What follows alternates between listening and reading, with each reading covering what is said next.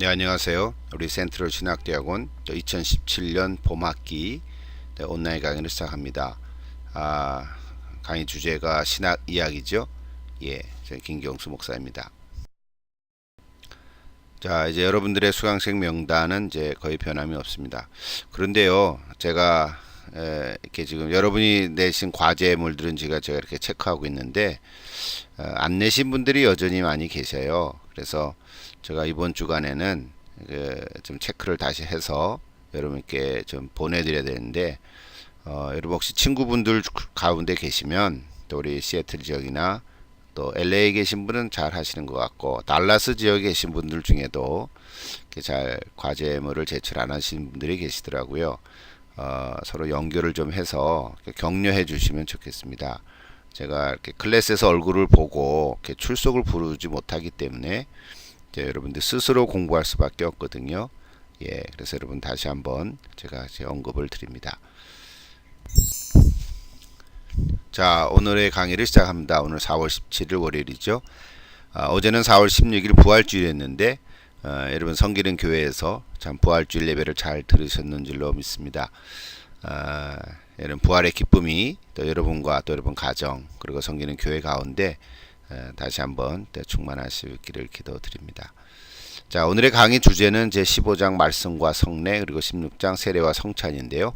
사실은 성례의 구체적인 내용이 세례와 성찬이죠. 그러니까 결국 말씀과 성례 이거에 대한 이제 강의가 되겠습니다. 여러분 이미 한번 읽어보신 분들은 뭐 그렇게 어려운 얘기가 아니고요.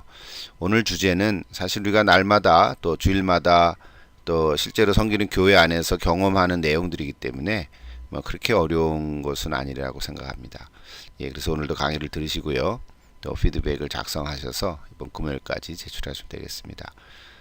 전에도 한번 언급을 했습니다만 이렇게 강의를 실제로 듣지 않으시고 이게 파워포인트를 딱 연 다음에 맨 끝에 피드백만 가서 그 피드백 과제가 뭔가 그것만 보고 또 과제물을 하시는 분이 혹시 여러분 안 그러시겠지만 한 분이라도 계시면 그러지 않기를 다시 한번 이렇게 좀 말씀을 드리고요.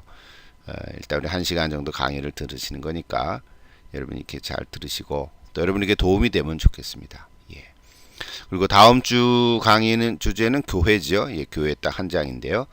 이것도 주일까지 또 이렇게 그 핵심 질문들을 이렇게 답하면 될 것 같습니다. 자, 구체적인 목차가 여기 있네요.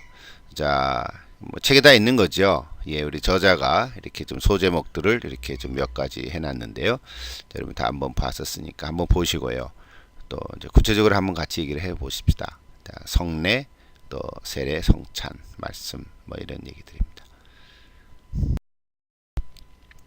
자, 먼저 제 15장 이제 말씀과 성례인데 그 소제목으로 들어가기 전에 조금 서론적으로 하는 말들이 좀 거기 몇 페이지 나옵니다.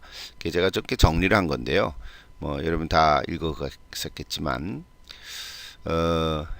먼저 은혜의 수단 이 단어들을 좀 기억하십시오. 은혜의 수단이죠. 은혜는 하나님의 은혜잖아요. 하나님이 우리에게 주시는 선물이죠. 그러니까 내가 뭘 노력을 하고 행동을 해서 받는 선물이 아니라 하나님께서 그저 주시는 거죠. 우리가 자녀들에게 선물을 줄 때도 뭘 꼭 했기 때문에 준다 뭐 이런 것보다도 이렇게 은혜를 베풀지 않습니까? 그러니까 은혜를 받을 만하지 않는데 참 받을 만한 자격이 없는데도 주시는 거 그게 은혜죠. 그래서 여기 설교와 성례는 은혜의 수단이다. 이제 이런 말로 이렇게 좀 정리를 합니다. 은혜의 수단이라는 단어를 여러분 꼭 기억하시면 좋겠고요. 그래서 감사의 수단과는 다르다. 이 감사라는 말과 은혜라는 거 다르죠, 그렇죠? 그러니까 은혜의 결과가 감사다. 뭐 이렇게는 얘기할 수 있겠죠. 그래서 공적인 은혜의 수단은 사실은 개인적인 거라기보다는 교회적이다. 이제 이런 표현도 있어요. 예, 그러니까 공동체적이다 그런 거죠. 달랑 나 개인적으로. 그러니까 이게요, 우리가 신앙생활을 해가는데 뭐 서론부터 이런 얘기를 하게 됐습니다만은. 나왔으니까 말이죠. 그러니까 나 예수는 잘 믿는다. 예수는 믿는데 교회는 다니기 싫다. 이런 분들이 주변에 혹 있단 말이죠. 그러니까 그런 분들은 내가 신앙생활은 하지만 교회 공동체 안에 가니까 좀 부닥기는 것도 많고 좀 걸리는 것도 있고, 그렇죠? 여러 가지로 골치 아픈 것도 많고, 또는 이전에 내가 전에 어떤 다른 교회를 다녔는데 거기에서 참 부정적인 것도 보고, 뭐 교회가 분란을 일으켰거나 문제가 있거나 막 이런 것들을 부정적인 것들을 경험하다 보니까 더 이상 교회에 대한 신뢰가 없어졌죠. 요즘 더 많은 경우에 그럴 수가 있는데, 그러나 사실은 이렇게 성경적으로 신학적으로 이렇게 역사적으로 큰 흐름들을 볼 때 개인적인 신앙도 참 중요하잖아요. 개인적으로 예수님과의 개인적인 교제와 인격적인 만남, 또 지난번에 얘기했지만 그리스도의 연합, 뭐 이런 것들을 이룬 거 참 중요한 그런 그 어떤 신앙의 체험이고 그 본질들인데, 여기 오늘 은혜의 수단, 특히 공적인 은혜의 수단, 이거는 개인적인 관계도 있겠지만 그거와는 다르게 교회적이다. 이게 참 중요한 그런 문장입니다. 488페이지가 나오거든요. 그러니까 교회적이다, 즉 공동체적이다, 그런 얘기예요. 그래서 오늘 여기 15장과 16장은 말씀과 성례잖아요. 최근에는 뭐 인터넷도 많이 발달돼 있고 또 텔레비전으로도 예배를 드릴 수가 있거든요. 뭐 멀리 안 가도 내가 가고 싶은데 또 듣고 싶은 설교를 충분히 언제든지 들을 수 있기 때문에 많은 사람들이 혼동을 많이 하는 것 같아요. 그래서 심지어는 인터넷 온라인 교회도 있다는 얘기까지도 듣고 말이죠. 그런데 그런 거는 교회라고 하는 말을 쓰기가 좀 반쪽이죠. 왜냐하면 오늘 여기 주제처럼 말씀은 내가 설교를 들을 수 있는지 몰라도 성도와의 교제도 없고 성례를 할 수는 없잖아요. 그렇죠? 예, 실제로 성찬에 참여할 수가 없단 말이죠. 예, 그래서 이게 얼마나 중요한가, 그런 의미로 여기 교회적이다. 이건 이제 제 설명으로 드린 건데요. 여러분도 그렇게 분명히 알고 신앙생활 해야 될 것 같아요. 이 세상의 교회가 이제 다음 주 주제가 교회잖아요. 전 참 교회에 대한 주제를 좋아하는데요. 좋아한다기보다는 중요하다고 생각을 해서 자꾸 하게 되는 거죠. 그래서 교회가 뭔가, 오늘 시대에 정말 교회가 뭔가, 이거 여러분 이렇게 뭐 디플로마 학생들이지만 정말 교회가 뭔가, 이거 한번 정확하게 여러분 정리를 하면 참 좋겠습니다. 자, 어쨌든요, 오늘 처음 시작하는 말에 좀 길어졌는데요.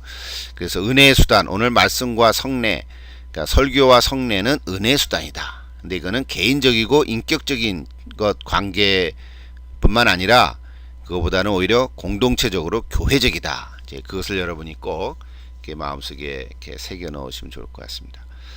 저자가 처음에 그 이야기를 시작한 그 스토리가 나오잖아요. 제프와 사론의 경우 여러분 읽어보셨는데 다시 한번 생각해 보시면서, 자, 거기 정리한 거죠.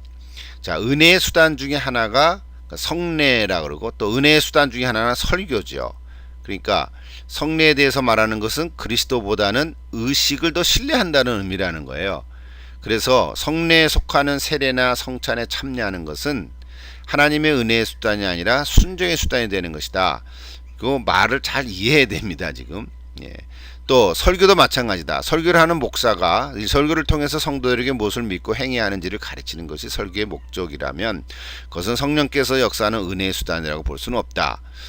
이게 맞는 것 같은데 말이죠. 그렇죠? 뭐 설교하는 목사가 설교할 때 목적이 뭐예요? 성도들에게 이게 뭐 은혜를 끼치고 이렇게 순종하라고 하는 거 아니겠습니까?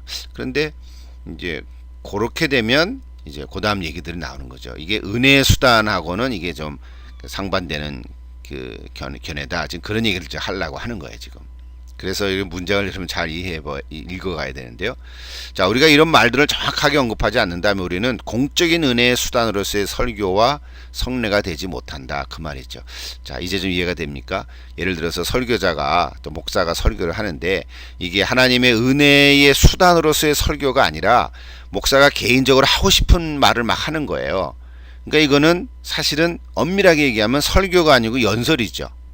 대통령이 연설을 한다든지 또는 어떤 회사 뭐 CEO가, 회장이 사원들에게 야, 우리 회사가 이렇게 나갈 겁니다. 이런 비전이 있습니다. 이런 뭐 철학이 있습니다. 이런 얘기를 막 얘기하려고 할 때 그것도 연설이고 어떤 메시지잖아요. 말씀이라고 볼 수도 있죠. 그러나 교회 안에서 특히 설교로서의 말씀으로서의 설교를 할 때 그 설교는 설교자인 그 개인의 어떤 목적을 얘기하는 게 아니라는 거죠. 이제 무슨 일인지 충분히 감 잡으셨습니까? 예, 그런 의미에서 얘기하는 거죠. 자, 목사가 설교를 할 때 어떤 면에서 성도들에게 이렇게 했으면 좋겠다 뭐 이런 의도가 있지 않겠습니까? 그런데 그 의도가 목사 개인의 어떤 포부나든지 자기네 어떤 비전을, 자신의 어떤 그런 야망을 뭐 펼쳐간다든지 그렇게 되면은 그거는 은혜가 아니라는 거예요. 구분이 되겠습니까? 여러분이 섬기는 교회의 목사님이나 또는 여러분이 설교를 하는 분도 계실 수 있겠는데, 여러분이 어떤 입장, 어떤 태도로 설교를 했는지를 점검해 보십시오. 오늘 여기 신학적으로는 오늘 이 책에서 나오는 이 주제를 얘기할 때는 은혜의 수단이다. 이거를 여러분 꼭 기억하라고 제가 말씀드립니다. 만약에 그렇지 않으면 개인적으로 무엇을 좀 하겠다 이렇게 되면 그 설교는 배우는 거죠. 그러니까 학교에서 교수가, 저는 지금 설교를 하기보단 강의를 하는 입장이잖아요. 뭐 중간중간에 묻어나오는 어떤 뭐 메시지가 있을 수도 있겠지만 설교라고 해서 하는 건 아니잖아요 지금. 그러니까 이거는 신학교에서 강의하는 거는 어쨌든 배움이죠. 그러니까 주로 이거는 뭐 저 개인적인 얘기지만 저 개인의 저 자신의 얘기보다는 사실은 어떤 그 틀 속에서 우리 또 교재를 가지고 저 큰 그림으로 보면 이것도 사실 은혜의 수단이라고도 볼 수 있겠죠 사실은. 그러나 교회 안에서 또 예배 드리는 가운데 설교하고는 조금은 다를 수 있는 거잖아요. 다를 수 있는 거죠. 자, 그런 의미에서 오늘 여기 설교는 이렇게 얘기하는 거죠. 은혜의 수단이다. 개인적으로 내가 무엇을 하겠다 그런 건 아니라는 거예요. 만약에 그렇게 된다면, 이제 그렇죠. 그렇게 된다면 이 설교 즉 말씀이나 성례는 그냥 헌신을 강조하는 거죠. 그리고 헌신 예배도 많이 드리는데 잘못되면 헌신 예배를 강조하는 거죠. 막 이렇게 다고치는 거죠.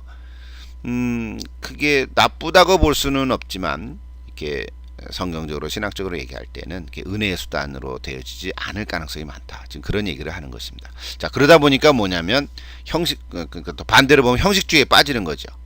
이제 그런 계속해서 그 다음 페이지 가보십시다. 자, 그래서 그럼 성경은 이에 대해서 뭐라고 얘기하는가? 그래서 두 가지 언급을 했잖아요. 하나는 냉담하고 교회적인 형식주의와 따뜻하고 열정적인 개인주의. 아마도 우리 교회의 분위기를 보면 어떤 교회는 참 따뜻하고 열정적이 있는데 개인주의에 좀 흐르는 경향이 있을 수도 있고요. 또 어떤 교회는 냉담하고 참 교회적이고 형식주의로 흐르는 이제 그런 모습도 있을 수 있을 거예요.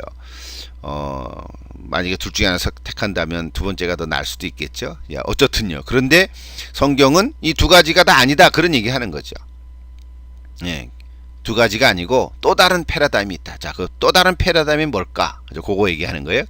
자, 이 질문은 어떻게 성령이 우리를 그리스도와 연합시키면서 이런 교제를 확증하고 강화시키는가에 있는가? 이런 질문에 답을 하다 보면 그 답이 나오는 건데 그거는 결국은 믿음이라는 거죠.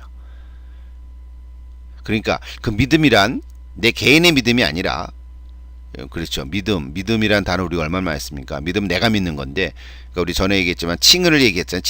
칭의 기억하죠? 칭의, 성화, 영화 이거 얘기를 지난주에 했는데, 칭의는 믿음으로써 우리를 의롭게 여긴다 그런 거잖아요. 근데 그 믿음이라는 게 나의 믿음이 아니라 그 믿음도 하나님이 은혜를 주셔서 나를 하여금 믿게 하셨기 때문에 믿게 되는 거예요. 이게 참 굉장히 델리케이트하고 참 그 믿음의 주체가 누구냐 이런 주제까지도 나가는 거잖아요. 여전히 논쟁의 주제 중에 하나지만, 그러나 우리는 고백적으로 내가 예수님을 알게 되고 내가 예수를 믿게 된 것도 하나님의 은혜입니다. 우리 이게 고백하잖아요.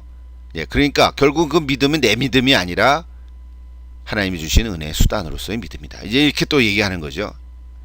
자, 그래서 여기 그 믿음이란 뭐냐면 우리 안에서 내가 만들어내는 것이 아니라 이 땅에 속한 수단을 통해서 성령께서 우리에게 주시는 선물이라는 거죠. 그러니까 결국 믿음도 선물이라고 우리는 고백하는 거예요. 근데 똑같은 그 복음을 전했는데 어떤 사람은 믿고 어떤 사람은 안 믿잖아요. 참 그렇죠. 여러분이 전에도 얘기했지만 다른 얘기를 막 하다가 재미나게 하다가도 예수 얘기하면은 이게 달라져요. 느낌이 달라지고 그렇죠? 그 얘기 하지 말라 그러고 이상하잖아요. 영적인 거기 때문에 그런 거예요. 그러니까 이 믿음, 저와 여러분이 예수를 믿는 사람, 혹시 여러분이 아직도 믿음이 없다 이런 분 계실지도 몰라요. 제가 한 일이 만나보지 못했으니까 제자 훈련하고 제자 훈련을 해야 되는지만은, 나는 아직도 그냥 이렇게 예배당 다니고 교회 출석을 하고 또 성경도 읽지만 아직 내가 정말 예수를 안 믿습니다. 그런 분이 여러분 가운데 있을 수도 있다고 제가 모르니까. 그런데 그 믿음은 내 믿음이 아니고 성령님께서 우리에게 주시는 은혜의 선물이라는 거예요. 자, 그런 관점에서 저는 오늘 이 말씀과 성례를 들여다봐야 된다는 거죠. 그게 다른 패러다임이라고 지금 오늘 여기 저자가 얘기를 하고 있는 것입니다. 자, 여기서 말하는 그래서 수단이라는 게 뭡니까? 이 땅에서 수단, 이 땅에 있는 수단이란 결국 우리 말이죠. 저도 지금 말을 통해서 하고 설교는 말로 하잖아요. 물론 어떤 그림도 하지만, 자, 그러니까 이 수단이라는 것은 말씀. 그 설교자도 죄인이잖아요. 그래서 다른 죄인 이제 괄호치고 설교자의 말, 설교죠. 또는 우리 세례를 베풀 때 물로 하잖아요. 뭐 기름으로 하지 않잖아요. 물론 뭐 저 진짜 실제로 강에 가서 강가에서 바다에서 살 수도 있고, 제가 하와이 있을 때는 진짜 그 호수가에서도 하고, 진짜 침례를 하고, 또는 이게 통을 만들어서 아예 물속에 붕 담그기도 하고, 또는 그릇에 떠서 머리에 이렇게 찍기도 하고 그러죠. 어쨌든 이게 다 상징적인 물이잖아요. 이게 수단이라는 거. 이 땅에서의 수단. 또는 빵과 포도주죠. 우리 성찬은 예수님이 이제 살과 피를 상징하는 빵과 포도주잖아요. 예, 빵은 만드는 것이고 뭐 가게에서 사는 것이고 그죠. 예, 그러니까 이런 게 이 땅에서의 수단인데 그 수단이 이거 수단을 통해서 성령님께서 우리에게 믿음을 갖게 하신다는 거죠. 그게 선물이라는 거예요. 예, 그 패러다임 정리가 될 수 있겠죠.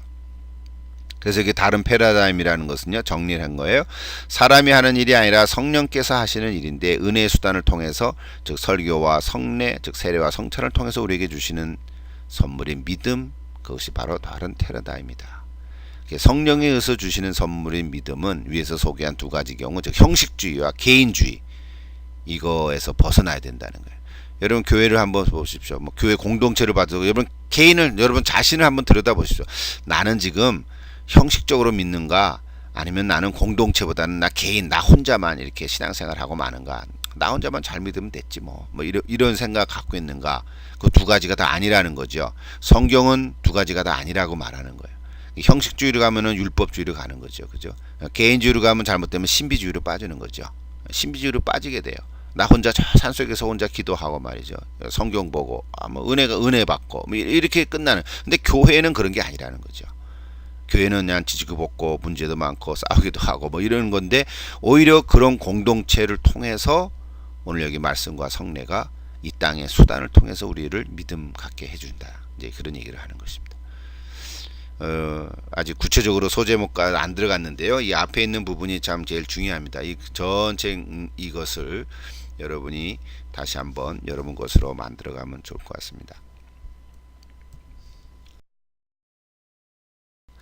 자, 그래서 첫 번째 소제목 성례적 말씀이죠.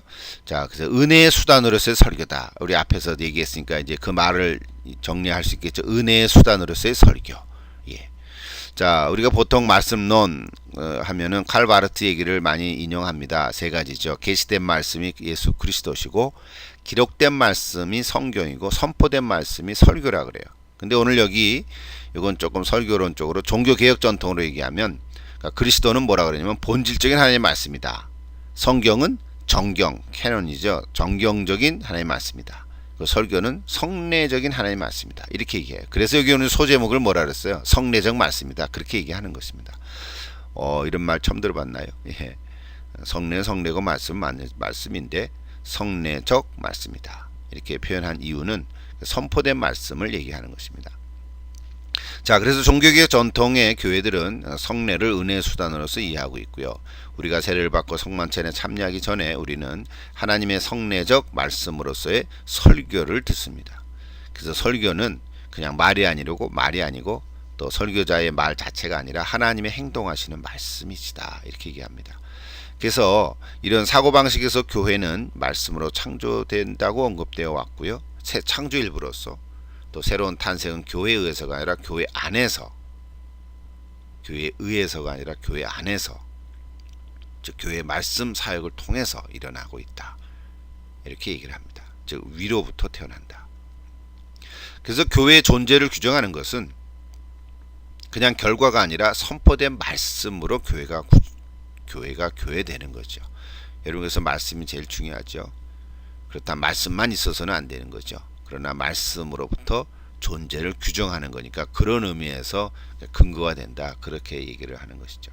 즉 교회는 우리 베드로전서 2장 9절의 성경 구절 여러분 아시지만 어두운 데서 불러내어 그의 기이한 빛에 들어가게 하신 이 아름다운 덕을 선포하게 하려고 택하신 족속이요 거룩한 나라다. 저 여러분이 다 택하신 족속이요 거룩한 나라죠.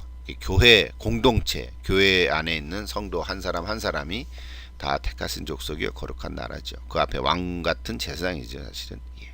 그래서요, 결론적으로 설교는 사람인 설교자의 말이지만 그 말은 하나님의 말, 즉 말씀과 유사하고요.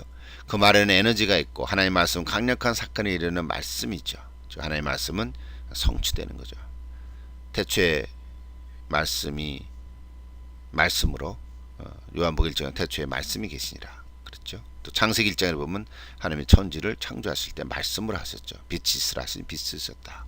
하나님의 말씀은 성취된 능력이 있습니다.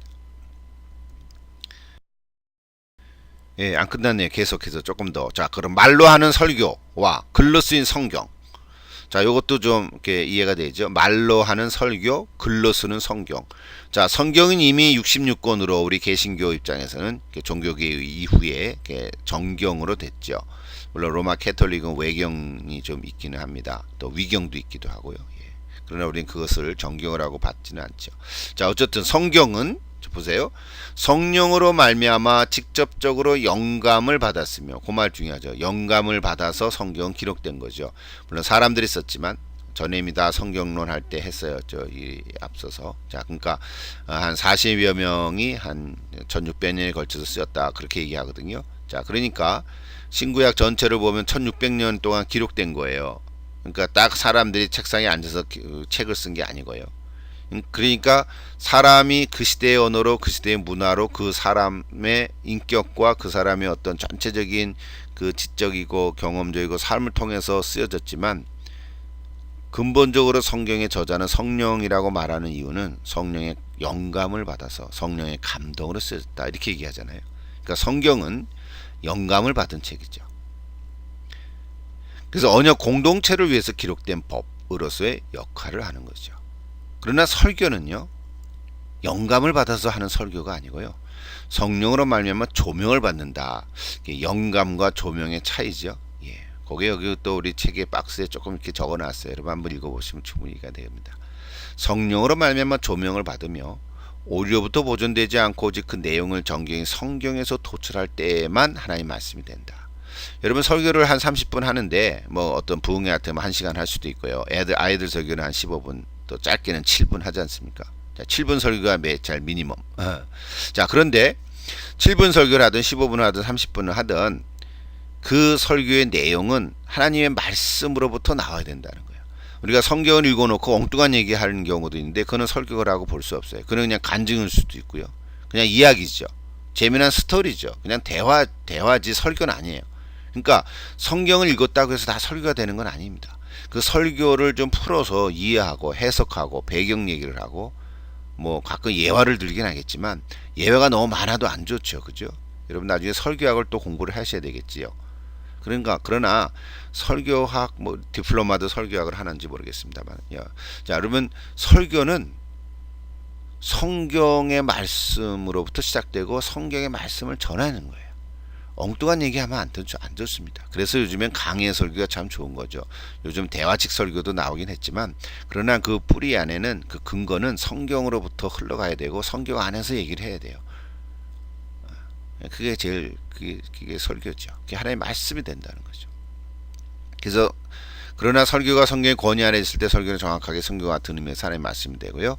예, 이렇게 됐습니다. 그래서 성경과 설교는 말씀 자체에 있는 그리스도의 에너지로서의 하나님의 말씀이다.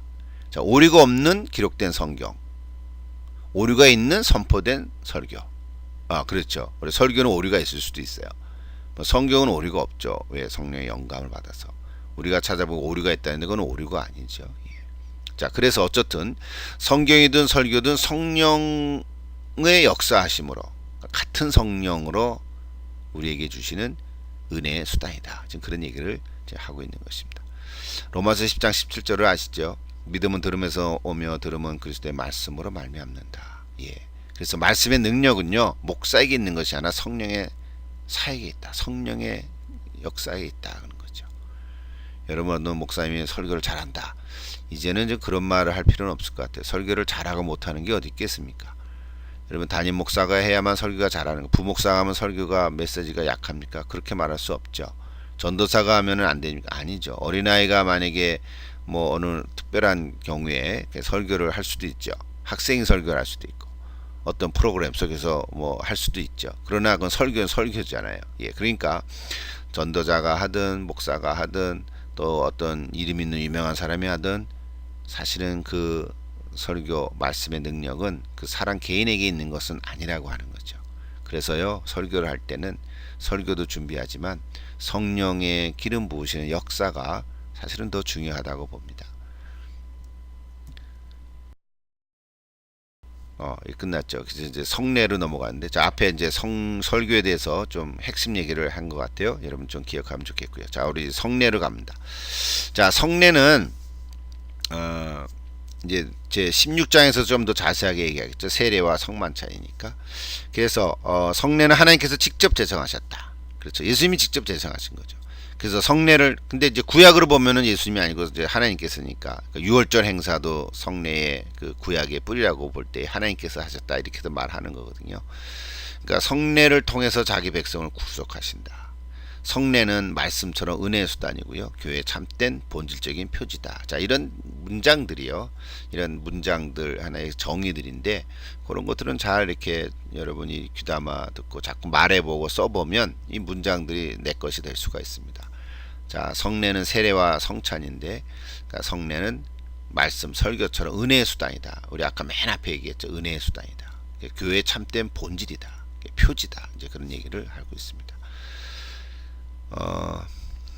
나중에 또 얘기 나오고 있습니다. 그 이제 루터파 신학자들이나 개혁파 신학자들. 물론 루터도 종교 개혁이지만 루터는 로마 캐톨릭에 좀 가장 가까운 뭐 에피스코팔 성공회도 있습니다만은 다 우리 개신교죠. 프로테스탄티즘이지만 로마 캐톨릭하고 가깝죠. 그래서 로마 캐톨릭과 우리 종교 개혁 이후에 나오는 우리 프로테스탄티즘, 즉 개신교들, 많은 교파들이 있잖아요. 루터, 장로교, 뭐 침례교, 성결교, 또 요즘에 순복음교회도 있고요. 여러 가지 또 우리가 알지 못하는 많은 또 미국 교회에만 있는 교단들도 많고요. 자, 이런 그 교파들, 교단들 이런 다 합해서 그냥 우리가 개신교 이렇게 얘기를 하는데요. 자, 성례는 그리스도가 제정하시고 내용은 즉 성경적 복음적이어야 된다. 다 인정하죠. 그러나 또 복음주의적 개신교의 일부에서는 그런 걸 좀 탈피하고자 하는 그런 움직임들이 있던 건 사실이에요. 그러니까 이런 좀 복음이라는 단어를 써서 참 좋긴 한데 이게 복음주의적 이렇게 돼버리다 보니까 지금 무슨 얘기를 하면, 예를 들면 어떤 교회들이 뭐 특별히 부흥 집회가 아니더라도 자주 가끔 강단 앞으로 초청하는 의식을 얘기한다고요. 저도 그런 데 가본 적이 있습니다만, 오늘 이렇게 예수 믿는 사람 앞으로 나오시라고, 또는 병든 자 앞으로 나오시라고, 또 기도하고 치유의 역사도 하고 그런 경우도 많이 있죠. 여러분 가본 적도 있고 뭐 텔레비전도 본 적도 있을 텐데, 그런 경우가 있을 수는 있죠. 그런데 이것이 이제 얘기하는 건 뭐냐면 반작용으로 얘기하는 거죠. 지금 이게 필수인 것처럼 이렇게 행한다고 말이죠. 항상 그런다고. 예배 어떤 교회는 우리 시애틀 지역에도 그런 미국 교회들이 있는 걸 제가 아는데요. 항상 그렇게 해요. 그러니까 그것이 늘 그게 아주 교회의 모습처럼. 그러다 보니까 이게 성도들이 볼 때는 이건 늘 그렇게 하는 거야 이렇게 생각한다고요. 반면에 지금 성례, 즉 성만찬은 뭐 1년에 한두 번밖에 안 하는 거예요. 별로 의미가 없는 거예요. 의미를 중요하게 여기지 않는 거예요. 그러다 보니까 뭐냐면 이게 성경에 기록된 하나님의 말씀에서 좀 벗어날 수 있다는 거죠. 우리가 말로는 복음주의적인 개신교라고 하면서도 나름대로 어떤 교회는 그 교회 지도자들에 의해서 많이 이렇게 막 만들어지고 그렇다거든요. 그러니까 이런 부분들을 우리가 참 분별할 필요가 있어요. 이게 뭐 틀렸다라고 말하는 건 아닌데, 오늘 저자도 말이죠. 어떤 복음주의적인 개신교 교회들 중에는 강단 앞으로 초청하는 의식이 필수인 것처럼 행하다, 이제 그런 표현을 쓰는 거죠. 그러니까 그거를 뭐 잘못됐다 이렇게 얘기한 것보다는 그 뒤에 얘기죠. 반면에 성만찬은 중요하게 여기지 않는다. 이런 얘기거든요. 성만찬도 중요하게 여기면서 또 가끔 그런 걸 해야 하면 좋은데 그렇게 안 한다는 거죠. 자, 이런 것들을 우리가 좀 분별할 필요가 있다. 이제 그런 얘기를 하는 거죠. 자, 그 밑에는 여러분 그 소개되는 성경 구절들을 이렇게 다 적어놨는데 사실 이런 거 여러분 나중에 이렇게 기록했다가 다 한 번씩 세례할 때 필요할 때는 찾아서 좀 참고로 하고 그렇게 하면 좋을 것 같습니다. 자, 이런 것은 해석을 그대로 해야 되죠, 그죠? 여기 뭐 견해가 없을 수는 없잖아요. 그래서 액면 그대로 받아들여야 된다. 이제 이렇게 하고 있습니다. 자, 역사적 견해도 마찬가지입니다. 이거는 좀 긴 얘기들인데요. 뭐 오늘 짧고 그냥 넘어갈 수밖에 없지만 속사도 시대, 그러니까 초대교회를 얘기하는 거죠. 자, 이때는 성례를 은혜의 실질적인 수단으로 간주했어요. 그래서 표징은 실제와 아주 밀접하게 연관되어 있다고 보는 거죠. 그러니까 이때는 예수님 살아계셨을 때 함께 하셨던 제자들, 그 제자의 사도가 됐는데 그 사도들이 이제 순회 설교를 하지 않습니까? 요즘처럼 예배당이 있는 게 아니라 뭐 카타콤이나 어떤 가정에 가서 이제 베드로 사도가 오십니다 하면 이제 그때 흩어졌던 분들이 다 이렇게 모아가지고 이제 말씀을 듣고 사도의 가르침을 듣고 뭐 이렇게 됐거든요. 그럴 때 이제 성찬도 같이 한단 말이죠. 그럴 때는 그 성찬의 그 의미가 성례가 하나의 표징이지만 떡과 잔을 나눈 거지만 굉장히 진지하고 실제같이 이거 지금 예수님의 정말 이게 피입니다. 뭐 이렇게까지 느껴지는 거죠. 요즘은 로마 캐톨릭처럼 이게 화채설이 됐다 그러잖아요. 완전히 그리스도의 피와 살로 바뀌어지는 거예요. 근데 지금은 우리는 성경적으로 보면 그렇진 않단 말이죠. 그러니까 그때는 근데 속사도 시대는 그럴 정도의 이게 뭐 로마 캐톨릭이 뿌리는 사실은 우리 초대 교회에 있었던 거니까 그 역사적으로 보면 말이죠. 이제 그런 얘기를 하는 것입니다. 그러나 이제 조금 지나면서 성 어거스틴이죠. 그 어거스틴 시대에 오면 한 4,500년 때 이렇게 오면은 이 표징과 실제를 분리하지는 않으면서도 구분은 했어요. 완전히 이건 이거고 이건 이거다. 나중에 우리 저 쯔빙글리 같은 데 보면 분리하거든요. 근데 분리하지 않으면서 구분을 했단 말이에요. 그래서 모든 은혜의 효율적인 원인은 그 자체가 아니라 하나님이라고 하셨다. 하나님이시다. 그러면 믿음이 없이 세례와 성만찬을 받는 사람들은 그들이 지시하고는 실제를 진실로 받았다고 믿지는 않은 거예요. 그러니까 믿음이 없이 성찬을 참여하면 안 된다는 거죠. 그래서 오늘 우리들은 적어도 조건이 하나 있죠. 성찬하려면 뭐가 받아야 돼요? 세례를 받은 자만이 성찬할 수 있다. 요 정도 우리가 조건을 얘기하는 거잖아요. 예, 그러니까 그럼에도 불구하고 그냥 믿음이 없이 세례를 받을 수 없고 그냥 받아주는 거죠. 예, 결혼하기 위해서 내가 사랑하는 어떤 여자가 있는데 결혼하기 위해서 세례를 받아주는 거죠. 세례 받아주고 결혼했는데 그 다음부터는 교회 안 나가. 뭐 이런 남자도 있단 말이죠. 그러니까 그거는 믿음이 없이 세례 받는 거죠. 또는 세례를 받았다고 하지만은 성찬할 때 믿음이 없이 그냥 성찬에 참여하면 별로 그 은혜가 안 되죠. 예, 이제 그런 경우들 이제 이미 어거스틴 때에 말을 했다는 거죠. 자, 구체적으로 좀 교파의 입장을 얘기하면 로마 캐톨릭의 해석이죠. 자, 우리가 이거를 따르지는 않습니다만, 자, 성례는 그 자체로 중생을 일으키고 최초의 중생을 향상시키는 으로 간주되었다. 논쟁의 핵심은 뭐냐면요, 그리스도의 육체적인 몸이 교회 그 자체로 대체시켰어요. 그건 아니죠, 그죠? 성경적으로 볼 때는. 자, 성경에 명시되지 않은 새로운 성례를 제정할 권리를 교회에게 있다. 그래서 교회가 많은 것을 만들어 버렸어요. 거기 7가지라 그러죠. 7가지 미사가 있습니다. 캐톨릭은 견진성사, 고해성사. 이 고해성사는 죄를 고백하잖아요. 신부한테 가가지고 신품성사, 혼인성사, 병자성사. 자, 이것도 우리 개신교에서 다 하고는 있는 거예요. 다 하고 있는데 혼인식, 결혼 예식 하면 되지. 그걸 또 미사라고 꼭 들여서 이렇게 한단 말이죠. 예. 또 병자도 마찬가지고요. 그래야 면죄부, 이제 그건 역사적으로 이제 그는 잘못된 건데 연옥에 있는 시간을 줄여줄 수 있다. 뭐 이렇게까지 얘기를 한단 말이죠. 또 그 외에 이런 그림이나 성상, 신상, 성보, 순례, 성불암 등을 성례와 유사한 지위에 부여하게 되는 굉장히 이게 의식적이죠. 그래서 우리 개신교들이 이런 걸 다 이렇게 버렸어요. 이런 거 필요 없다. 이런 거 안 하는 된다. 이렇게까지 얘기하죠. 그래서 어떤 교회는 십자가도 안 걸어놓고 그런 경우도 있죠.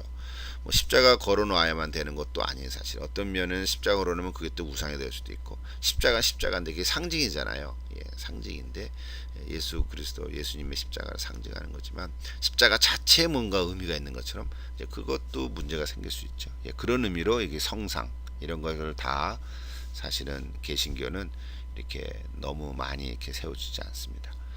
자, 얘는 뭐 역사적으로 제4차 라테란 공회라든지 트리엔트 공회, 이게 로마 카톨릭의 중요한 그 회의들인데요. 지금도 이거를 이 사람들이 버리지 않거든요. 인정을 하고 있다, 그 뿌리들을. 그래서 사실 교회론으로서는 로마 카톨릭이 좀 문제가 있습니다. 비성경적인 것들이 있거든요. 그래서 그런 것들을 좀 분별할 수 있으면 좋겠습니다. 오늘 이 시간 뭐 다 얘기할 수는 없죠. 제세례파 해석이 나오죠. 제세례파는 종교 개혁 이후에 나온 개신교 교파라고는 말을 합니다. 근데 굉장히 레디컬하죠. 그래서 아나베프티스트라고 그러는데요. 지금도 그 뿌리가 좀 이렇게 남아 있습니다. 그래서 이 사람들은 어릴 때 세례를 받은 사람에게 다시 세례를 주는 그런, 그래서 재세례파라 그러죠. 어렸을 때 받은 세례, 우리가 보통 유아 세례죠.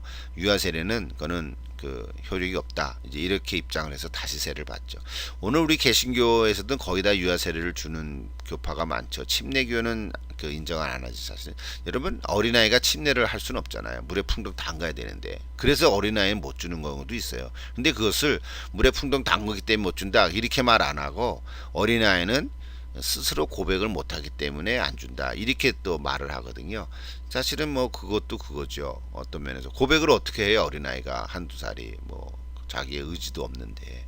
그럼에도 불구하고 우리가 유아세를 주는 이유는 이 아이를 하나님의 자녀로, 또는 이 아이를 하나님의 말씀으로 잘 양육하겠다 하는 부모의 신앙 고백을 보고 주는 거죠. 그러니까 유아 세례는 그냥 막 주는 게 아니에요. 부모가 다 세례를 받은 교인이어야 되고, 그렇죠. 부모가 다 받고 그다음 부모의 신앙 고백이 분명해야 그때 아이에게 유아세를 주거든요.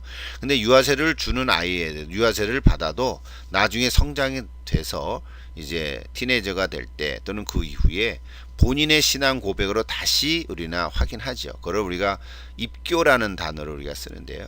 영어로 보면 컨포메이션이라 그러죠. 예, 그러니까 다시 확인하는 거죠. 신앙을 고백을 확인하는 거죠. 근데 세례를 또 받지는 않죠. 유아 세례 받았으니까. 이제 그런 거 하나의 그 팔레스인데요.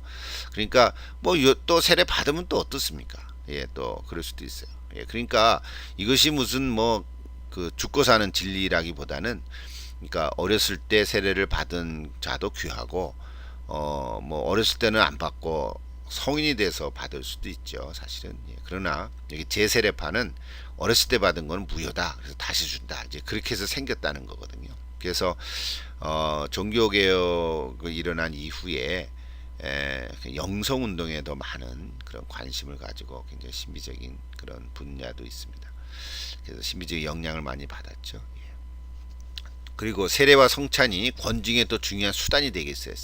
그래서 어떤 교회 안에 성도가 뭐 죄를 범했거나 뭐 말썽을 피웠으면 당신 성찬을 안 주는 거야. 아예. 본인이 뭐 하고 싶어도 아예 금지를 시키는 거예요. 야, 요즘도 성찬을 금지하는 교회가 있으면 어떨까요? 우리 집사님, 당신은 오늘 이렇게 제대로 신앙생활 안 했으니까 오늘은 성찬 받을 자격이 없습니다. 회개하시고 기도한 다음에 받으세요. 이럴 수 있나요? 이게 권직인데, 예. 그러면 세례 성만찬이 좀 굉장히 권위가 세워질까요? 이제 이게 제세례파 사람들이 그랬단 말이죠. 예. 특히 성만찬은 은혜의 수단보다는 사회적 함축을 지니는 기념물로 또 간주가 되고요. 어쨌든 그래서 성례를 결국은 그러다 보니까 어떻게 돼요? 성령의 내적인 사용을 진학시에 강조하고 그러니까 신비적인 것으로 됐죠. 그래서 성례를 이렇게 중요하게 여기지 않게 됐다는 거죠. 조금은 다르죠, 그죠? 예. 자, 우리 종교개혁적 해석은, 자, 교회는 그 자체로 은혜의 수단은 아니지만 교회는 교회를 창조하고 유지하는 확장시키는 말씀의 종이다, 이렇게까지 얘기를 하고요. 또 성례는 오직 말씀만 관련해서만 효력이 있고, 또 가시적인 말씀이고 말씀과 약속에 대한 인침임의 확증이다. 또 성례는 또 성례가 지차는 실제와 분리되지는 않는다. 뭐 이런 얘기들을 이제 하고 있습니다. 정리한 것들이니까 여러분이 그냥 읽으면서 또 잘 안 되면 그 문장들을 읽어가시면 될 것 같아요. 자, 계속해서 그래서 조금 더 구체적으로 학자들이 나오죠. 종교 개혁자들. 루터는 그리스도가 설교와 세례물에 육체로 임하신다. 이제 이렇게 그걸 이제 나중에 있지만 공제설이라 그래요. 저 위에 아래에 또 옆에 있다. 이제 임재하신다 이렇게 얘기하고요. 찌빙글리는 영적인 것과 물질적인 것을 이원론을 주장했습니다. 이건 다르다. 그건 구분돼야 되는 거다. 이렇게 얘기를 하는 거죠. 그래서 이거는 우리가 기억하는 거죠. 기념하는 거죠. 기념한다. 이렇게 보는 거죠. 그래서 이건 인간적인 약속으로 간주하는 거죠. 그래서 꼭 은혜의 수단이라기보다는 가르치고 격려하는 것이다. 이렇게 얘기하는 거죠. 여러분이 그 3.1절 우리 뭐 8.15라든지 우리 3.1절 최근에 지났지 않습니까? 그러니까 3.1절 뭐 의식을 예식하잖아요.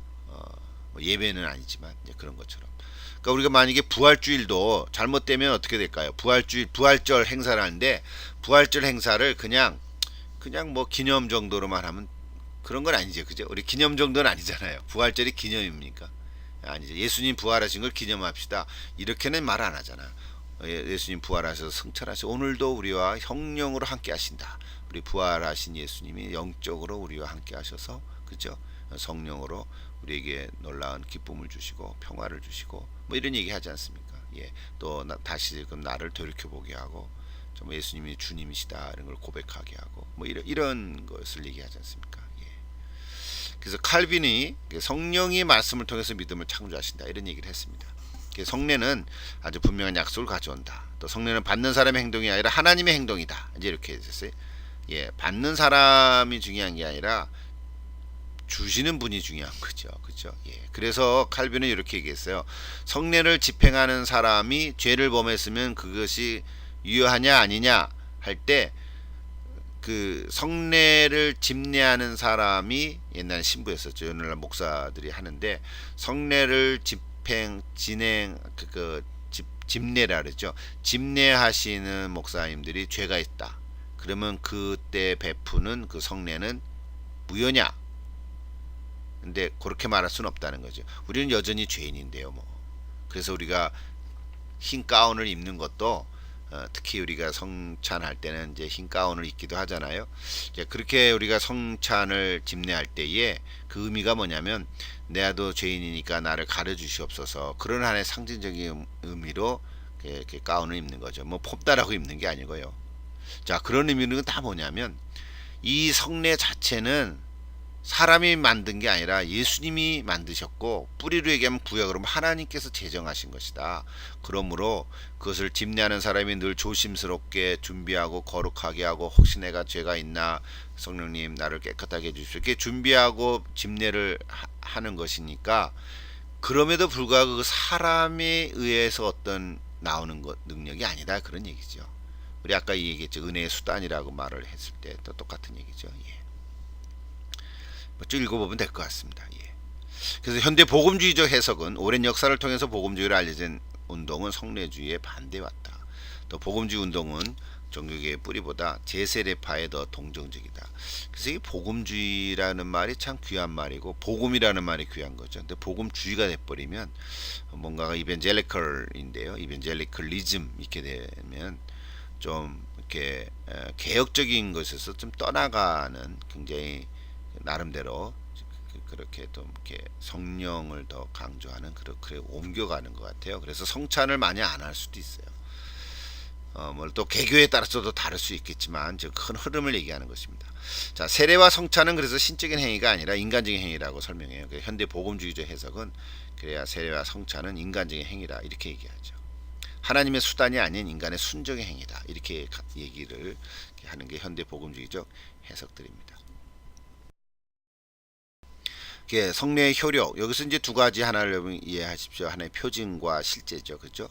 로마 캐톨릭은 표징과 실제를 구분하지 않죠. 표징이고 실제고 실제가 표징이에요. 그 자체예요. 그래서 그들이 하는 그 떡과 잔은 완전히 예수님의 몸과 살이에요.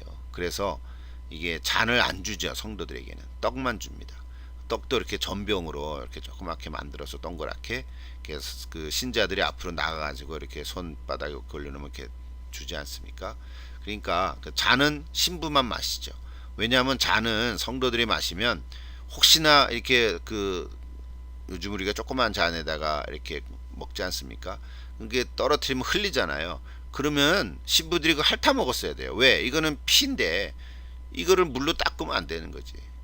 예수님의 피를 어떻게 닦아버려요? 먹어야지. 핥아 먹었단 말이에요. 그러다 보니까 조금 이상하죠. 요즘 우리가 이해할 때는 그게 합리적이지 않죠, 그죠? 예. 근데 로마 캐토릭은 그렇게 믿었다니까. 그게 화채설이라고 하면 완전히 이게 트랜스포메이션 됐단 말이죠. 그러니까 이것이 그 하나의 견해이긴 한데 우리가 따를 수 없는 견해를 카톨릭은 주장하는 거죠. 왜? 그 근거가 뭐냐? 표징하고 실제가 구분되지 않는 거죠. 하나다. 그 자체다. 그렇게 입장을 얘기하는 거죠. 그러나 분리를 하는 그런 경향들은 뭐냐면 아까 얘기했지만 제세례파라든지요. 이런 사람들은 또 복음주의적인 해석이라든지 이거는 성례는 그냥 기억하고 쯔빙글리도 그런 입장에 있었죠. 그죠? 헌신하고자 하는 인간의 행동이다.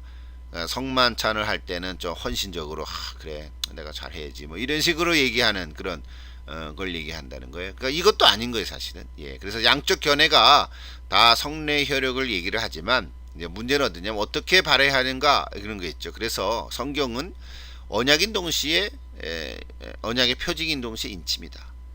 예, 그 언약의 관계를 얘기하는 거죠. 예, 그래서 언약을 맺는다. 언약을 맺는다라는 말은 자른다. 이게 거룩한다는 의미인데 자른다. 여러분 창세기 15장에 보면은 아브라함이 언약에 나오는데 그 피난편이라고 이게 또 다 하면 좀 그렇죠. 할례를 안 받았다는 할례를. 그러니까 할례를 받기 이전에 사실은 아브라함이 그 믿음으로 의롭게 여기는 받아주신 거거든요. 그러니까 창세기 12장부터 아브라함의 생애가 나오는데, 예, 그러니까 15장에 그 이삭을 할례를 안 받은 것에 대해서 하나님께서 그냥 좀 마치 진노하는 것처럼 나타나는 그 사건이 나오거든요. 그래서 어쨌든 그 할례를 행하게 되는 건데, 자 그런 여러 가지 얘기들, 그 언약의 얘기들이 거기서 많이 나옵니다. 여러분 한번 좀 정리하면 좋겠고요. 그래서 은혜 언약을 얘기하는 거죠.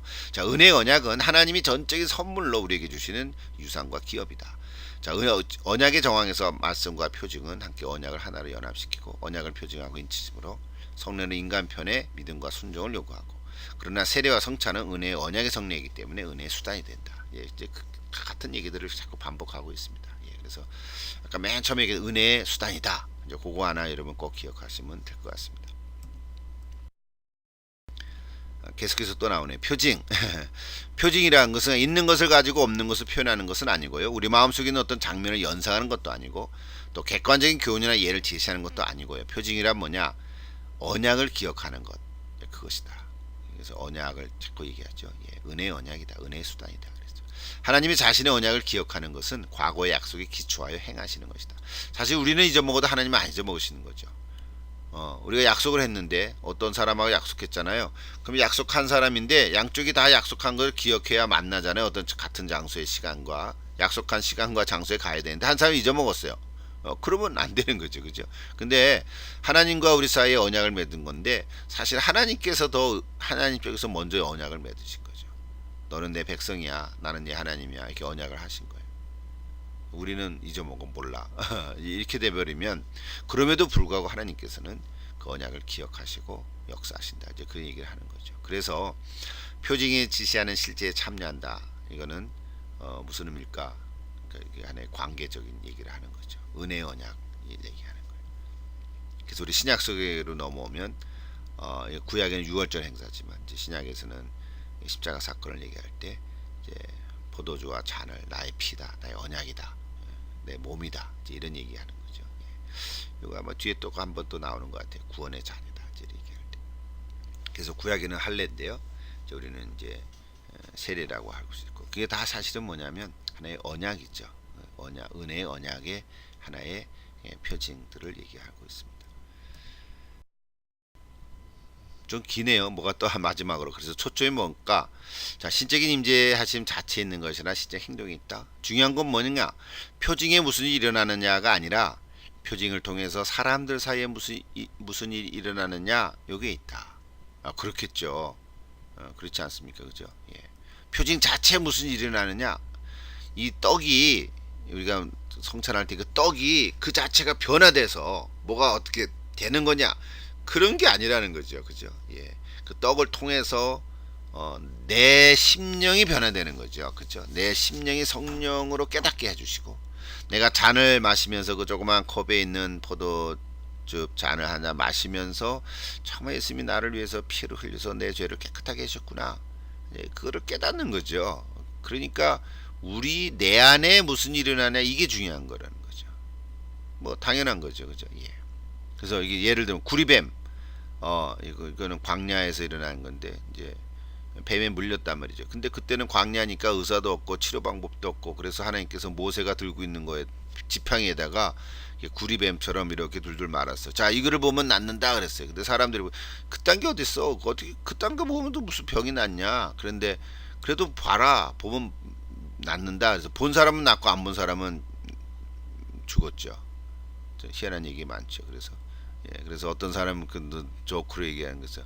어떤 아내가 저거 구리뱀을 보세요. 그랬더니 남편이 안 봐. 그래서 목이 뻣뻣해. 그래서 보세요. 그래도 안 봐. 그래서 아내가 목을 억지로 이렇게 돌렸어. 구리뱀 보라고. 휙 돌렸는데 뱀에 물린 건 낫는데 목이 돌아갔어.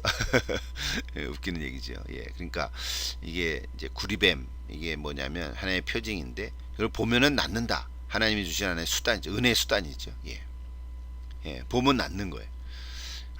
그런 게 있습니까? 근데 우리 신약에도 맞죠. 십자가를 믿으면 구원 얻는다. 똑같은 거죠. 그런 게 어딨어. 내가 먼저 행동을 해야지. 착한 행위를 해야지. 할례를 받아야지. 율법주의자처럼 할례를 받아야지. 좀 선한 행동을 해야지. 좀 다른 사람한테 좀 뭐 고아원도 좀 방문을 하고, 가난한 사람에게 좀 먹을 것도 주고, 그래야지 내가 구원 받는 거 아니냐. 이런 생각이 아직도 많이 남아 있다면 사람들이, 이제 그런 거 아니라는 거죠. 그거는 구원받은 결과로 하는 거지. 결과로 하는 거지. 조건은 아니라는 거잖아요. 이게 복음의 핵심이지 아니겠어요? 마찬가지죠. 또 결혼식 할 때도 결혼 반지가 하나의 상징이죠. 이게 하나의 표징이죠. 표징. 공적으로 신랑과 신부가 서로 결혼하는 반지예요. 뭐예요? 내가 끝까지 당신과 이렇게 사랑하고, 당신은 내 것이고 당신에게 속했습니다. 그냥 속했다라고 하는 하나의 그 약속이죠. 약속, 언약을 선포하는 하나의 상징이잖아요. 마찬가지라는 거죠. 그래서 하나님께서 우리 설교와 성례를 통해서 예수님을 우리에게 전해주고 또 믿음을 받게 되고, 그게 하나의 은혜의 수단이다. 좀 길게 설명한 것 같지만, 여러분 큰 틀들을 놓치지 않고 오면은 아마 우리 15장 이 전체 그 흐름을 이해할 수 있으라고 봅니다. 자, 이제 16장으로 넘어가는데 같은 얘기를 계속 반복하는 겁니다. 세례에 대해서 바울의 얘기도 있고 베드로의 얘기도 있죠. 자, 새 신약에서는 씻김을 받는다. 그런데 조금 더 성경적으로 얘기하면요, 세례는 뭐냐? 그냥 내 머리에 물방울 몇 개 떨어뜨리는 게 아니고, 그래서 저는 세례를 줄 때 손바닥으로 이렇게 뜹니다. 물을. 물방울 한두 개 떨어뜨리지 않고 손바닥으로 떠요. 3번을 뜹니다. 성부와 손바닥으로. 그래도 모아서 물이 뭐 얼마나 모여지겠어요. 그래도 조금은 모여지잖아요. 이렇게 동그랗게 하면, 그죠? 손바닥에 장로님이 이제 이렇게 둥그런 데다가 물을 넣어두면요, 제가 뜹니다. 성부와. 그래서 뭐래 하면 그 물줄기가요, 등어리를 조금 쭈르륵 흘러내린다고요. 그러면 조금 움찔하죠, 그죠? 예, 물이 찬물이 등어리를 쭉 내려가니까 그럴 정도로 이렇게. 그래서 성부와 성자와 성령으로, 이게 다 이제 하나의 의미적인데, 뭐냐? 내가 그리스도와 함께 죽고, 그런 의미죠. 여러분, 세례는 그냥 물로 이렇게 물에 얹는 거가 끝나는 게 아니고 내가 그리스도와 함께 죽고요. 근데 그냥 죽어버리면 목숨 끊는 게 아니라 죄에 대해서는 죽고, 그거죠. 씻김을 받고. 예, 씻김을 받는다. 여러분 세례 교육 다 받으셨죠? 혹시 여러분 세례 안 받은 분도 혹시 계시나요? 그것까지 제가 확인을 할 수가 없죠, 지금. 예, 여러분이 신학교에 문을 두드리고 왔는데, 그래도 세례는 받은 분들이 따오죠. 네, 그것까지 모르겠는데, 혹시 여러분 세례 안 받으신 분이 지금 여기 강의를 혹시 듣고 있다면 다시 한번 고백해 보십시오. 내가 예수 믿는데 세례를 받나? 예. 여러분 성결한 교회에서 한번 의논해 보십시오. 한번 목사님과 상의를 해 보십시오. 내가 아직 세례를 안 받았는데 세례를 받아야 됩니까? 할 때 목사님은 이제 설명을 잘 해주실 거예요. 세례란 이거다 이런 거다. 내 죄를 씻겨 주시는 거다. 예, 물리지만 물로 뭐 내가 죄가 씻겨집니까? 내 몸이 땀나고 더러운 거는 샤워하고 물로 목욕하면 씻겨지지만, 내 속에 영적으로 지은 그 죄는 감옥에 간다고 씻겨지는 게 아니에요. 감옥에 간다고 씻겨진 게 아니라 오직 예수 그리스도의 십자가의 보혈로만 내 죄는 씻겨지십니다. 이게 복음이죠. 신비한 거죠. 실제고. 실제예요. 참 희한하죠. 예, 그래서 세례는 물론 물로 하나는 하나의 표징이지만 실제로는 그리스도의 십자가의 보혈이 씻겨지는 건데, 그래서 내가 그리스도와 함께 죽고, 즉 죄에 대해서는 죽고, 이게 굉장히 중요한 얘기입니다. 여러분 세례 교육을 한 달 동안 하거든요. 4번을 한다고요. 저는 그러니까 세례를 받을 사람은 그냥 갑자기 주지 않고, 뭐 그럴 경우도 있긴 하죠. 병상 세례도 있고 뭐 그럴 수는 있는데 보편적으로는 4번을 만납니다. 그래서 4주를 교육합니다. 일주일에 한 번씩. 세례가 뭐냐, 또 이렇게 신앙 점검도 하고요. 또 이렇게 문답도 하고 이제 이런 얘기들을 하거든요. 그래서 이게 핵심 중에 하나가 뭐냐면 그리스도와 함께 죽고, 그다음에는 그리스도와 함께 살고. 그래서 그 침례 교회에서는 침례탕이 있잖아요. 그래서 물을 이제 저 흰 옷으로 이렇게 겉에 있고 또 갈아입을 옷도 갖고 오라 그러고, 그래서 이제 코에다 손을 이렇게 딱 해놓고 쫙 받쳐주거든요. 그래서 한번 물에 풍 담갔다가 이렇게 다시 건져 올리죠. 그러니까 그게 의미적이죠, 사실은. 그게 베프티즘이죠. 베프타이조라 그러는데 헬란 말로. 그러니까 침례가 또 맞는 것은 있어요. 근데 오늘 현대적으로 침례를 다 안 해서 그런 거지만 상징적으로 그 머리에만 물을 이렇게 뿌리는데 의미적으로는 물에 담갔다가 건져 나오는 거죠. 이게 상징이죠. 그러니까 내가 죽고 다시 산다, 그런 의미예요. 예, 확실합니까? 뭐 세례는 그거 하나만 확실하게 되면 그게 본질이죠, 먼저. 자, 그래서 세례는 말씀이 선포되고 하나님의 백성이 참여하는 정규적인 예배에서 거인데 공적인 언약적인 공적인 거죠, 세례는. 또 세례는 단지 사적이고 개인적인 사건이 아닌 거예요. 뭐 친구 사이에서 일어나는 뭐 어떤 파티가 아니에요, 사실은. 세례 또 구원의 관계에 대해서는 구원받는 거하고 세례받는 거하고 직접적인 관계가 없을 수도 있어요. 세례를 받지 않고도 구원받을 수 있고, 또 구원을 받았는데 세례를 안 받을 수도 있고, 못 받을 수도 있고, 받으려고 그랬는데 못 받을 수도 있죠. 그럴 수도 있죠. 그죠? 그러니까 세례 받지 않고도 구원 받을 수 있죠. 뭐 십자가에 달린 한 강도는 세례 받을 기회가 없었잖아요. 그래도 네가 오늘 나와 함께 낙원에 이르리라 그랬단 말이죠. 예. 그러니까 뭐 구원 받지 않고도 세례만 받을 수도 있어요. 아까 얘기했던 세례 받아 주는 거죠, 그냥. 예. 여러 가지로 군대에서 단체적으로 세례를 받는다든지, 그러니까 의미 없이 고백 없이, 신앙 고백 없이 세례 줄 수는 없어요. 정확해야 돼요. 신앙 고백 없이 세례를 줄 수는 없어요. 줄 수는 있겠지만 확인하는 게 중요합니다. 자, 그다음 가볼까요? 계속해서 세례, 은혜, 언약은 무엇이며 누가의 언약에 속하냐. 자, 이 주제는 이제 유아 세례, 어린 아이에 대한 세례에 대한 얘기를 하고 있는데요. 자, 제세례파나 침례교는 유아 세례를 거부하고 인정하지 않죠. 아까 이미 몇 번 언급을 했는데 유아들이 스스로 이성적으로 회심을 고백할 수가 없잖아요. 회개를 하면 고백을. 또 언약의 공동체 일부가 아니라고 전제하기 때문에 유아들은 언약 공동체 일부가 아니에요. 왜? 침례 안 받았으니까. 그렇다면 성경은 뭐라고 말하나? 뭐 나름대로 또 견해가 있겠지만 오늘 여기 책에 있는 얘기는, 책은 아무래도 개혁주의 입장에 썼잖아요. 개혁주의 신학에 썼으니까 바울의 견해를 따르는 것입니다. 그래서 모든 그리스도인들은 이방인이라도, 바울은 이방인의 사도잖아요. 이방인들도 영적으로 신분상은 변화가 됐죠. 예, 죄 종에서 하나님의 종으로, 하나님 나라의 시민으로 바꿔졌거든요. 그래서 언약 공동체에 속해 있다는 거죠. 그러니까 새 언약의 신자들은 그 어른뿐만 아니라 온 가족이 다, 어린아이들도 포함됐다고 보는 거예요. 이 언약 계승의 원리가 성경에 많이 나오죠. 특히 사도행전에 많이 나오거든요. 그래서 너희와 너의 가정 자녀에게 주 예수를 믿으라, 그러면 너와 온 가족이 구원 얻으리라, 뭐 이런 얘기 하거든요. 예, 그러니까 유아세를 준다 해서 그게 잘못은 아니다. 우리 아까 잠깐 언급을 했는데요. 이거에 대해서 논쟁이 많습니다. 또 논문도 많고요. 예, 그런데 그것을 뭐 각자가 속한 그 교파에 따를 수도 있겠지만, 그래도 우리는 좀 더 성경적으로 내가 속한 교파의 팔리시 그 교리를 따르는 게 아니라 성경적으로 볼 때 뭐가 더 바를까 이런 생각을 좀 해보는 거죠. 예, 그러다 보니까 이제 유아 사례에 대한 논쟁이 여전히 아직도 있지만 그 대부분의 우리 교회들은 유아 세례를 이제 인정하고 왜 그런가 그 본질에 대한 얘기 때문에 그렇습니다. 그래서 그 질문은 세례는 하나님의 수단이냐 사람의 수단이냐 사실은 사람 아까 얘기했죠. 이 땅에 있는 수단 즉 아까 설교도 마찬가지였잖아요. 뭐 설교자는 사람이고 죄인이잖아요 여전히. 그러나 그 설교자의 말 그게 수단이죠. 그러나 그 말의 수단을 통해서 하나님의 은혜가 성령에 의해서 우리한테 주어지는 거죠. 믿음이 생기는 거거든요. 마찬가지로 우리 세례도 똑같다는 거죠. 세례도 같고 성찬도 똑같고. 그러니까 세례도 사람의 수단으로 하는 거지만 하나님의 은혜의 수단이라는 거죠. 그래서 세례의 효력이요. 우리 순정의 행위가 아니라 하나님의 행위라는 거예요. 하나님이 하시는 거라는 거죠. 그런 것들을 좀 우리가 이해를 하고 좀 이렇게 좀 성경적으로 볼 때 그런 의미에서 유아세례를 가능하다. 이렇게 보는 거죠. 그래서 유아세례를 침대로 풍덩 담글 수는 없잖아요. 잘못하면 뭐 이렇게 왕 울면은 그것도 은혜가 되겠습니까? 그렇죠? 그러니까 유아세례 깐난하게 세례도 제가 몇 번 이렇게 했는데 나도 저는 꼭 부모님의 신앙 고백을 꼭 듣고 간증을 꼭 하게 합니다. 저는 세례할 때 간증을 꼭 하게 하거든요.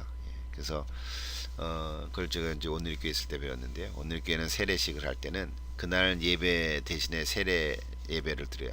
그 저녁에 그 1시간은 세례하는 날은 한 달에 한 번씩 하는데요. 얼마나 은혜가 되는지 몰라요. 그 간증들을 하거든요. 세례 받는 사람들이 간증들을 해요. 그래서 그거 다 이렇게 미리 준비를 해서 이렇게 간증을 하니까 참 은혜가 되는 거예요.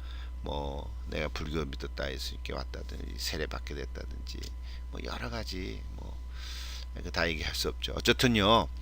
그래서 고백이 필요합니다. 세례 받기 전에 고백을 간증문을 써라 그럽니다. 제 아들들도 제가 다 그렇게 했고요. 제 아들은 유아세례 받았는데 미국에 와서 그 미국 교회를 다니다가 이제 침례가 좋아서 나 저거 침례탕에 한다고. 넌 유아세례 받았다 그랬더니 아 나 저거 하고 싶다 그래서 그럼 해라 그랬는데 제가 그 고백을 써오게 했어요. 또 베프티즘에 대해서 이제 영어로 써야 되니까 베프티즘에 대해서 너 고백을 써놔라. 그래서 한 페이지를 쫙 써왔어요. 자, 그러니까 우리가 플렉서블 할 필요도 있겠지만 그러나 우리가 성경적으로 또 전체적으로 우리가 개혁신학 입장에 서는 것은 저렇게 좋다고 저는 이렇게 동의를 하고 싶습니다. 좀 더 자세한 설명 원하면 그 529페이지에서 531페이지 내용을 여러분 정독하시면 좋겠습니다. 자, 이제 성찬에 대해서 나오죠. 자, 성찬은 떡과 잔이죠. 예, 떡은 예수의 몸, 잔은 예수의 피. 근데 특별히 잔에 대해서는 이제 언약의 피라고 얘기해요. 성경에도 그렇고, 다 복음서에 다 언약의 피다. 자, 그렇게 말하는 이유는 뭐냐면요. 예수님이 십자가에서 돌아가셨잖아요. 근데 몸 자체가 예수의 몸이니까 우리 생명인데, 근데 피를 흘리셨단 말이에요. 그 피는 보혈의 피인데, 그 보혈 피. 그런데 그 피는 우리의 죄를 대신해서 돌아가셨다. 그 의미를 주는 거예요. 그러니까 죄를 지은 사람이 죄를 씻기기 위해서는 피를 흘려야 돼요. 이게 하나님의 원리예요. 창세기부터 아담과 이브가 죄를 지었을 때 그때는 누가 죽었나요? 어떤 짐승이 죽었죠. 왜? 가죽옷을 입혔으니까. 자, 가죽옷이라는 게 그때 당시는 짐승의 가죽이거든요. 그러니까 그 가죽이 그 짐승이 죽은 거예요. 그 후로도 계속해서 하나님께서는 제사를 드릴 때 피의 제사를 드리는 거죠. 그래서 양을 잡고 또 구체적으로 모세 율법에서 이제 레위기에 많이 나오죠. 그 제사법을 줄 때는 다 피를 흘려요. 양을 잡고 소를 잡고 가난한 사람 비둘기라도 잡고 그 피를 흘려요. 그래서 그 피를 흘린 것이 내 죄를 사해 주셨다. 그것이 하나님의 원리거든요. 근데 예수님께서는 이제 단번에 피를 흘리셨다. 이제 그거거든요. 그게 이제 복음인데 계속해서 짐승을 잡지 않고 예수님이 단번에 세상 죄를 지고 하는 어린 양이다. 이제 이런 얘기도 한 거죠. 그러니까 그 피가 뭐의 의미냐면 진노라는 거예요. 죽을 자들을 우리를 대신해서 돌아가셨기 때문에 그 잔은 진노의 잔인데 그 진노의 잔이 구원의 잔이 됐다. 그런 말하는 거예요. 그래서 여기 이제 소제목을 구원의 잔 이렇게 얘기한 거예요. 그리고 언약적 맥락 이렇게 얘기를 쓴 거죠. 충분히 연결되고 이해가 되겠죠. 예. 그 밑에도 그 고린도서 11장 29절에 보면 주님의 몸과 피를 분별하고 그 성찬에 참여하지 않으면 자기의 죄를 먹고 마시는 거다, 그런 표현을 썼어요 성경에. 그건 성경 구절이죠. 바울의 표현이지만 내 죄를 먹고 마시는 거다, 성찬에 참여를 잘못하면. 예, 그런 얘기죠. 그 말은 뭐냐면 예수님이 이미 성찬 십자가에서 덜을 돌아가셨는데 그 예수님의 피가 진노의 잔이지만 구원의 잔이 돼야 되는 거거든요. 근데 그걸 제대로 안 하면 그 내가 죄를 먹고 마시는 거가 된다, 그런 얘기죠. 이렇게 좀 정리를 해보십시다. 성찬은 유월절 행사가 아니고요, 단순한 식사가 아니고, 성찬은 어린 양의 혼인잔치도 아니고, 나중에 미래에 그 천국에 가서 하는 그런 것도 아니고, 성찬은 예수님에 대한 개인적인 만나로 축소될 수 없고요. 아까 얘기했죠. 여러분, 그 텔레비전으로 설교만 듣고 나 신앙생활 한다, 그거는 반쪽이라 그랬죠. 그 성찬에 참여할 수 없잖아요. 개인적인 신앙으로만 성찬은 되는 게 아니에요. 공동체 참여함으로 한 몸으로 서로 하나가 되는 거예요. 그러니까 싫든 좋든 여러분 지역교회에 참여하는 이유가 교회가 완전해서 참여하는 건 아니에요. 뭐 작든 크든 또 문제가 있건 없든 그 교회를 통해서 하나님이 역사하시거든요. 교회 공동체에 참여하는 거예요. 여러분 미국 교회 다니는 분들 꼭 계실 수 있죠. 여러분 중에, 예, 우리 한인들이지만 미국 교회 다니는 분도 있어요. 뭐 그 나쁘다고 얘기하는 건 아니지만, 그러나 사실은 한인 교회들도 많이 있잖아요. 굳이 미국 교회를 다닐까 이런 생각도 좀 해봐요. 한편으로는 그러니까 한인 교회 다니면서 상처를 많이 받아서 그런가 이런 생각도 해보고, 상처를 받아서 이제 나는 싫어, 이제 한인 교회 진짜 싫어, 뭐 이런 분도 혹 계실 거예요. 오죽하면 그럴까 이런 참 연민의 정도 있기는 해요. 그러니까 우리가 참 얼마나 잘못했나, 우리 한인 목사님들이 참 얼마나 못되게 했나, 이런 좀 미안한 마음들이 생기지만, 그럼에도 불구하고 그럼에도 불구하고 정말 미국에 가면 정말 그 예배만 드리고 나오는 거잖아요. 그 미국 교회 교인들하고 정말 진지하게 소그룹도 가고 서로 기도도 하고, 영어로 다 여러분 그 할 수 있습니까? 영어로 하고 서로 그 은혜도 나누고 간증도 하고, 또 여기 성찬도 참여하고, 또 그 교회 멤버가 돼가지고 헌신도 하고 봉사도 하고 뭐 그렇습니까? 잘 뭐 안 그렇잖아요. 뭐 그런 분도 혹가나 있긴 하겠지만 뭐 10명 중에 1명 정도 있을까 모르겠어요. 그러니까 뭐 가능하면 있죠. 뭐 이제는 뭐 한인교회 미국교회 이렇게 나누기도 참, 우리 자녀들은 또 에스닉 그룹으로, 멀티 에스닉 그룹으로 이제 가잖아요. 다 영어권이죠 사실은.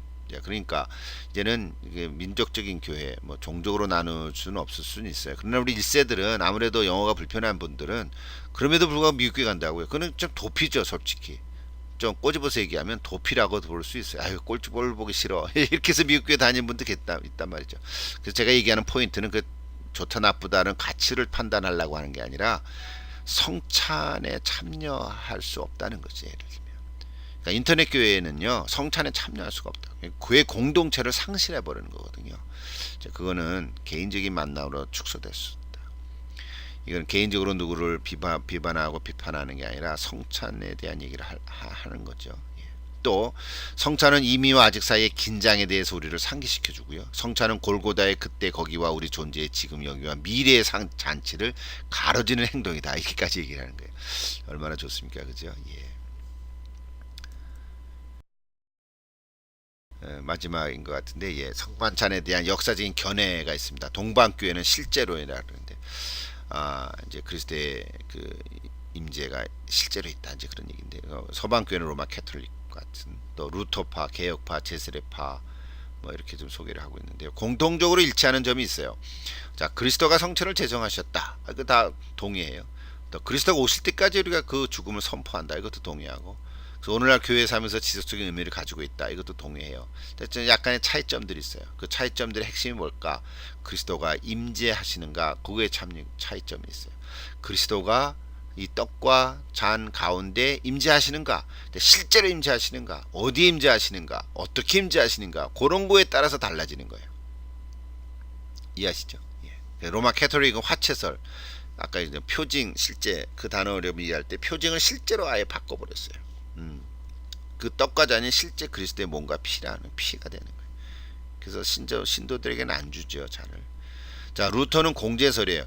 그 떡과 잔이 있는 그 아래, 옆에, 위에 있다, 그 임재한다, 그렇게 좀 혼동됐다, 그렇게 보면 표징과 실제를 좀 혼동했어요. 아예 화치설로 가든지, 그것도 아니고, 그 루터도 보니까 캐톨릭 아니거든요. 예. 그다음 쯔빙글리는 기념설. 아예 분리시키지를 않았어요. 그렇다고 로마 캐톨릭 실제가 하나가 된 건 아니에요. 분리는 시켰는데 따로따로 그냥 기념설 기억하는 거예요. 그냥 교훈적이에요.